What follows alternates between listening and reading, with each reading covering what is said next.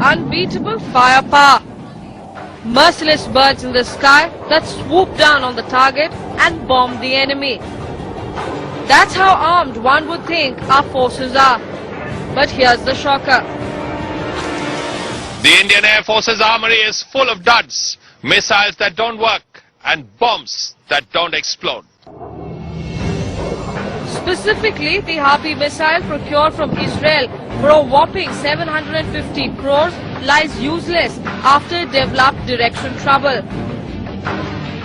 Next, the Popeye 2 missile that cost 350 crore rupees. An air-to-surface missile that never even passed the initial test since the wings were found faulty. The Sea Eagle, a subsonic anti-ship missile which cost close to 120 crores, is no longer usable as the components are not available.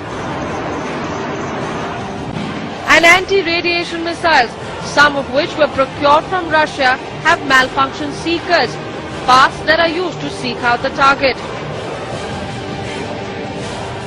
Many foreign weapon systems tested in very pristine conditions just don't seem to be effective in India. And yet, there are indigenous weapon systems that have failed as well. Sitapal, the cluster bomb, is not in use since the key components became unavailable. And finally, the 450 kg high-speed, whether it is for the Navy or for the Army and all, if it is beyond a stealth flight, if it goes beyond its, planned stealth flight, then there could be inaccuracies. an armory of junk and a nation to defend.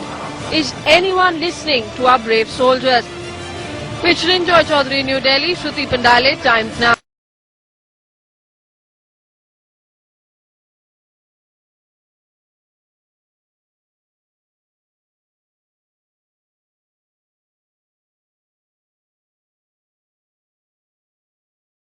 India really ready for a war? The Controller and Auditor General in his latest report paints a dismal picture.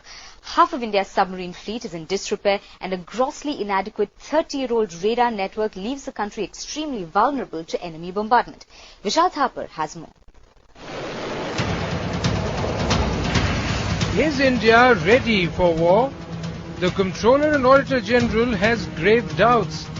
His latest audit report on the armed forces comes up with two stunning disclosures. One, that more than half of India's submarines are not battle-worthy. And two, that its radars are too old and too few to provide any credible defense against an air attack. The report reveals that at any time, only 48% of Indian Navy's aging submarines are available for waging war should India be attacked. The rest are in repair and refit. Age is such an issue that 50% of the submarines are in the last stages of their prescribed life. 63% of the fleet would be ready for phase out by 2012. Also, the numbers of these old submarines are way below approved force levels. India's fleet of an estimated 16 submarines is just 67% of numbers approved 23 years ago. The bad news doesn't end there. The CAG has now confirmed an earlier report by CNN-IBN that the Navy's main strike weapon, the submarine-launched club missile, is malfunctioning. Too old, too few. It's much the same story with radars at the heart of India's air defenses, which are based on an outdated 37-year-old plan. Shortage of key radars was to the tune of 76%, making India particularly vulnerable to air attacks.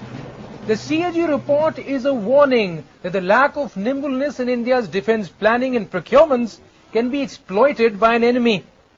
It is also an indictment of the lack of hygiene and common sense in India's defense acquisition process.